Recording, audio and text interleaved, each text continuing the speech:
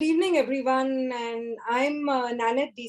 So I'm connecting from Mumbai, and whilst I will talk about myself in the presentation as well, just to get to know you guys, uh, the reason I'm in education is because I think in countries like ours, like India and Sri Lanka, where a large majority of the talent is really undiscovered, because they don't have access to things, and they are really smart. I mean, I have interacted with some kids, that are from the semi-rural and semi-urban areas, and you find that the native intelligence that they have could really contribute to expanding the talent in the world. And I think it is so important that whilst most people are focusing on educating the educated, right? In India, we have a growing number of international schools, international boards, IB boards, international universities, and there are a few organizations now looking at education as a social outreach, and that's really my interest in being in education. So I had a long stint with MNCs like Disney and Mattel, and then Star TV, and even an amusement park. And I've run a chain of restaurants. I've run a chain of preschools. I consult in education, but my real heart is in the fact that if we can create social impact, and if we can drive education, healthcare, in that direction, where building a business which has social impact is really the way to benefit both the learner and the company, so that it's sustainable. If we can create a model like that, right, I think it is something that would help us build this world, take everyone along, and not just for their good, but even for our good. You can't go far if 50% of your population is really left behind, right? So really, to that's really my personal aspiration for being in this area. And I do work to be able to do what I want to do, which is my own vision for myself, that to really create a social outreach impact program for learners. I stay connected with education. So I'm on the board of one of the largest education company in India, which is called ZLearn. And I'm an independent director on that. And in India, test prep and preparing people for graduation and getting into medicine and engineering is a business by itself. I'm also on the board of a company called MT Educare. And since I have a background in hospitality, I'm also on the board of a chain of restaurant and hospitality on. But again, there my focus is really to say that can we start vocational education so that kids can get into hospitality and culinary, need not wait for graduation, but can start, and can we get more people engaged. So there also, although I'm on looking at expansion, I'm also looking at how to build a vocational business in culinary education. So I think my heart is drawn to education. So no matter what I do, I keep coming back to education. So it's so good to connect. So should I start, Deva, with the Yeah, presentation? yeah, please do, and to talk about the Tamil Aid, how you got connected with them as well, a little bit. Yeah. So how am I connected with Tamil Aid? I think the point that we both agree on or connect with is really the future of our learners. I believe that whether it is the Indian diaspora or Sri Lankan or the subcontinent, they're really, really smart, right? The intelligence is what we've been gifted with, and we can run circles around many other countries, because we're just so street smart, and because we live in a lesser developed economy. We are always fighting, right? So we are never sitting in a comfort zone, so our learning is a lot. So the intersection, so I know Haran and I know Anil, and when they wanted to start something to help the learners in Sri Lanka, I thought it was good. Firstly, I'm quite close to Sri Lanka, and Sri Lanka is like another Goa, and I'm from Goa.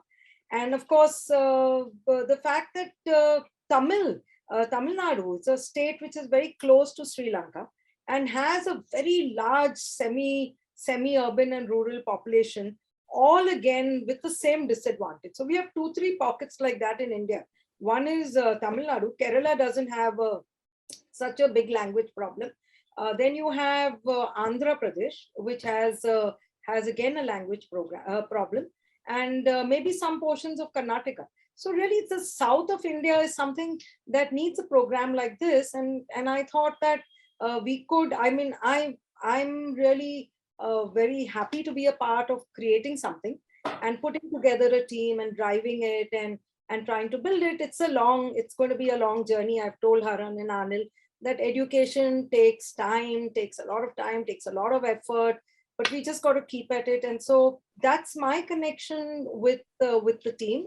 And I know all the others on the advisory board, and we've been working on this for quite some time, thinking that what can we do, how can we do it. And so that's how I got connected with Tamil Aid, and that's how we started Global Leadership English Academy. And I'm so happy for all to, that all of you could make the time to be with us today and give me the opportunity to take you through what we are trying to do through GLE Academy. So Okay. just to reiterate for those who joined in late, I'm based out of Mumbai. So it's good evening. We've had dinner already. And I'm so happy to connect with a group like this, that is, the name itself says what they are in it for, and since I'm also passionate about education, and I'm passionate about kids, not just through education, but even in education through other formats, like through vocational education, or with Disney, with storytelling, or with Mattel through toys, right? With the Star TV, with language programming, and things that build literacy and leadership. So let me just take you through the presentation. So what are we trying to do? We are trying to enable future leaders through language communication and 21st century skills. So we are educationists and social entrepreneurs committed to investing time and resources to the future of our children.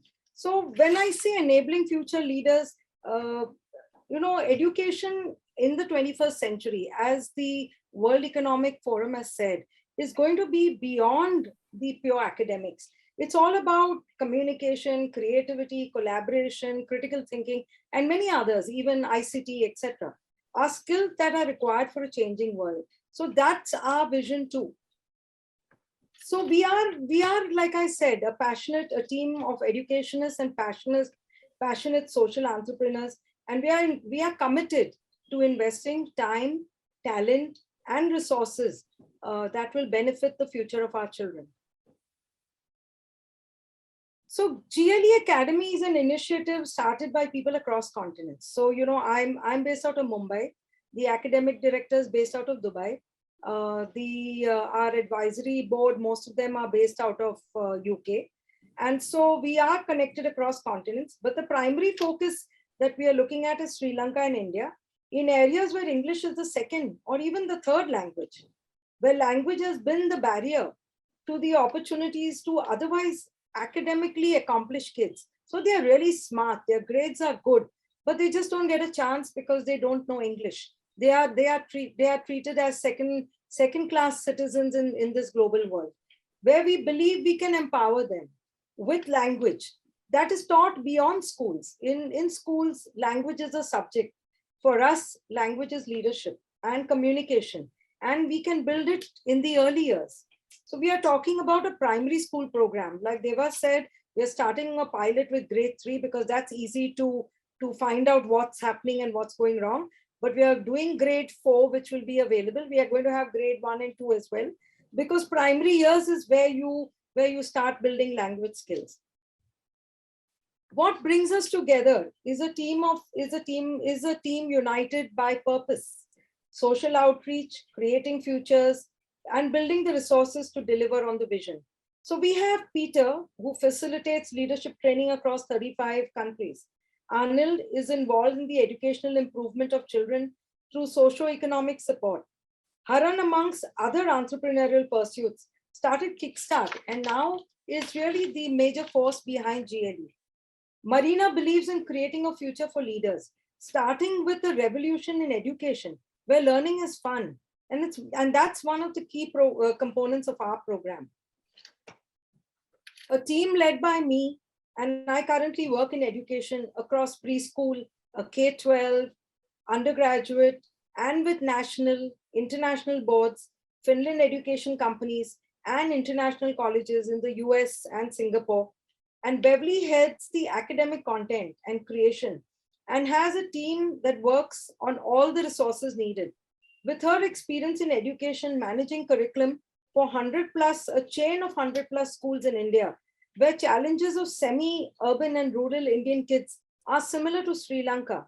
The design and development of resources for teachers and students and integration of partner resources from design and development to implementation and assessment is all in a day's work for Beverly and her team. And of course, the team is supported by technology. So what's our vision?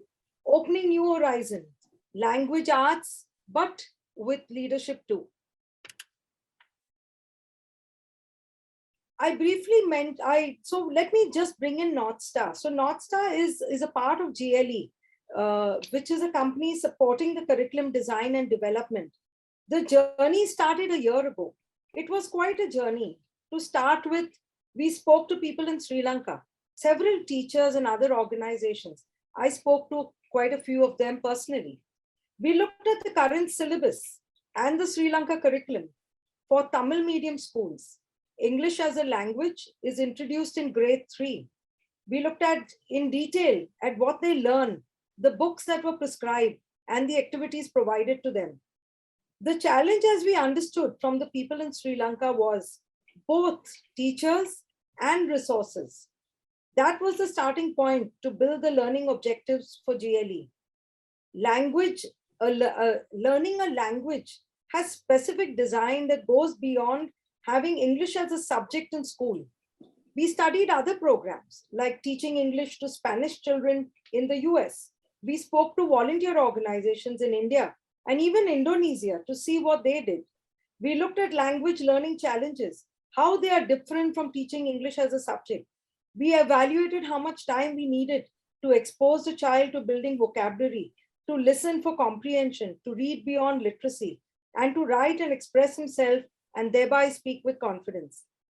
The social and emotional aspects were studied with insights from our advisory board that have deep ties with Sri Lanka and understood the challenges of that the lesser privileged kids face. So with this background, I'm pleased to share with you some of the program details.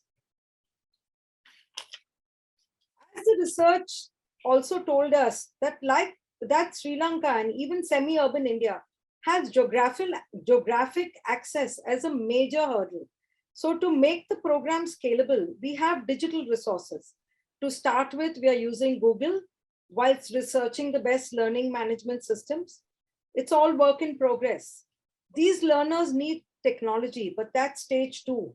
We will use what we get, chalk and talk, paper and pencils, USBs and smart TVs, Zoom and Google. We will navigate through. That's what the team is committed to. To make the program interesting, we have tied up with Bookbox.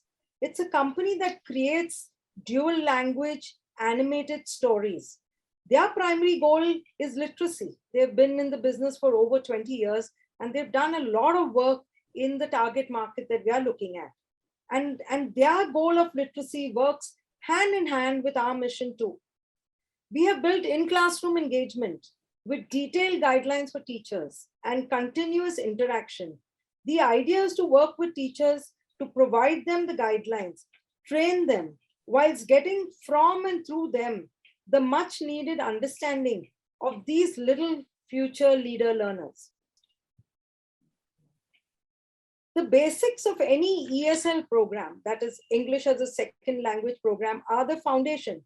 But so the foundation is generally in speaking, listening, reading, and writing.